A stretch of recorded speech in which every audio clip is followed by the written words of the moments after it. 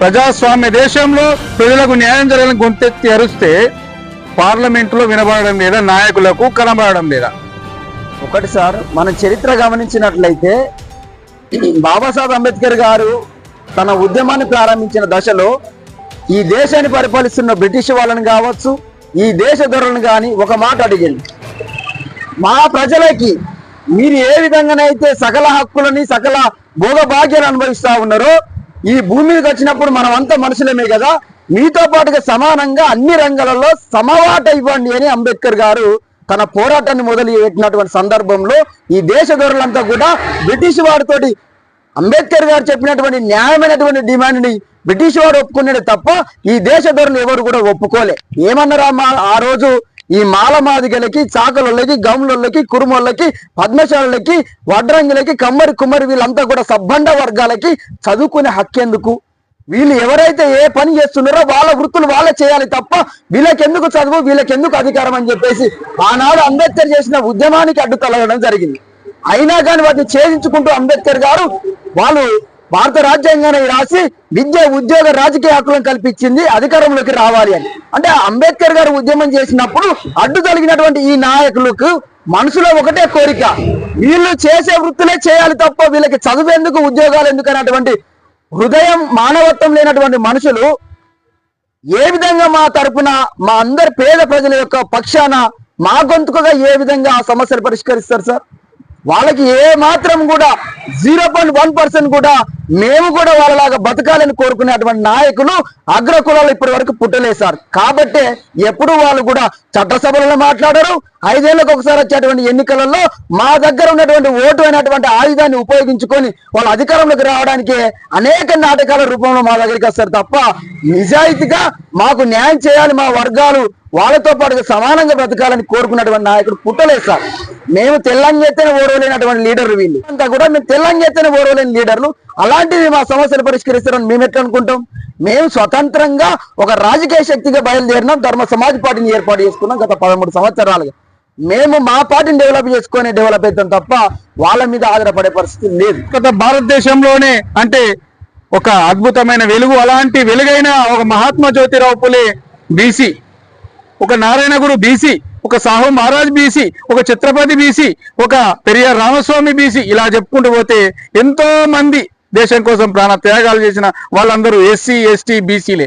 మరి లాంటి వాళ్ళందరూ ఏకమై రాజ్యాధికారం సాధించాలంటూ కష్టపడిన ఆనాటి కళలు ఈనాడున్న మరి ఎస్సీలు, ఎస్టీలు, బీసీలు ఏకమై ఎందుకు రాజ్యాధికారాన్ని సాధించలేకపోతున్నారు?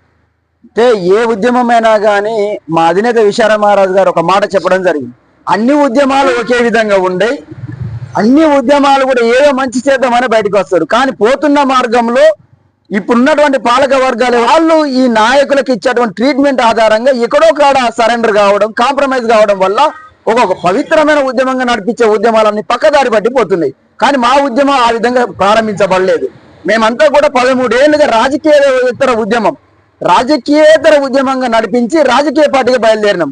కాబట్టి రాబోయే రోజులలో మా సోదరులైనటువంటి ఎస్సీ, ఎస్టీ, బీసీలో ఉన్నటువంటి అన్ని కుల సంఘాలని, అన్ని ప్రజా సంఘాలను కలుపుకొని రాబోయే రోజులలో ముందుకు వెళ్తాం. అన్ని ఉద్యమాలని కూడా కలుపుకునే ఆలోచనలోనే మా అధినేత విశాల మహారాజ్ గారు ఉన్నారు. పక్కా అది జరుగుతుంది. రాబోయే 5 ఏళ్లలో మీరు ఆ మార్పు చూస్తారని ఆశిస్తుంది. చూద్దాం. మరి ఇక్కడ ఎంత అంటే అద్భుతంగా బహిరంగంగా రాజన్న సిరిసిల్ల జిల్లాలో మరి ఎస్సీ, ఎస్టీ, బీసీ అంటే మైనారిటీ కూడా అందరూ కూడా సబ్బండ జనగాన జాతులు కూడా ఏకమై ప్రజాస్వామ్య దేశంలో పవిత్రమైన ఒక ఓటును అందరూ సద్వినియోగం చేసుకోవాలి.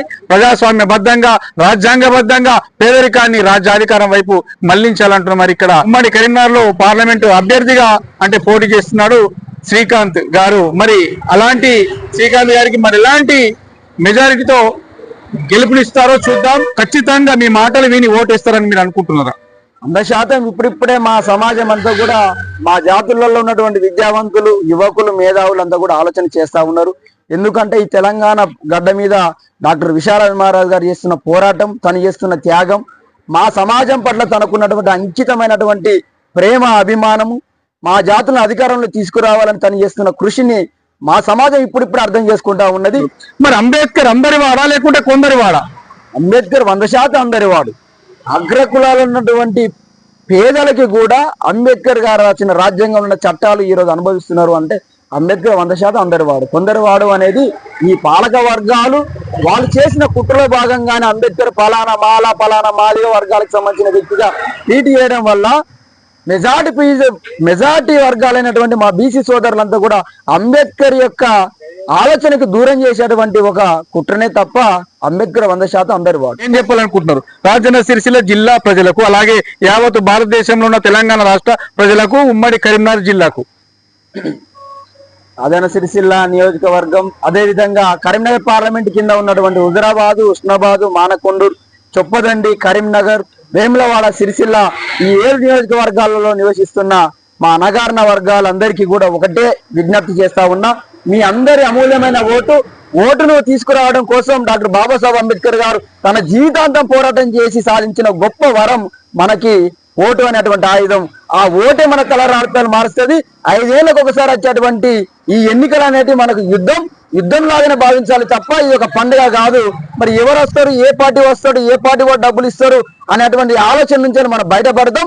మన పిల్లల భవిష్యత్తు అంతా కూడా మన చేతిలో ఉంది. ఈ 5 ఏళ్లకు ఒకసారి వచ్చేటువంటి ఎన్నికలే మన తలరాతలు మారుస్తాయని మీ అందరికి విజ్ఞప్తి చేసి ఓటును వృధా చేసుకోకండి. అదే విధంగా ఓటును ఉపయోగించుకొని మే 13వ తారీఖున మీ అందరి అమూల్యమైనటువంటి ఓటుని 9వ నెంబర్ సీరియల్ నెంబర్ 9 చెప్పుల గుర్తుకు ఓటు వేస్తారని ఆశిస్తూ మీ అందరిని వేడుకుంటూ సెలవు తీసుకుంటున్నా. జై భీమ్, నమస్కారం.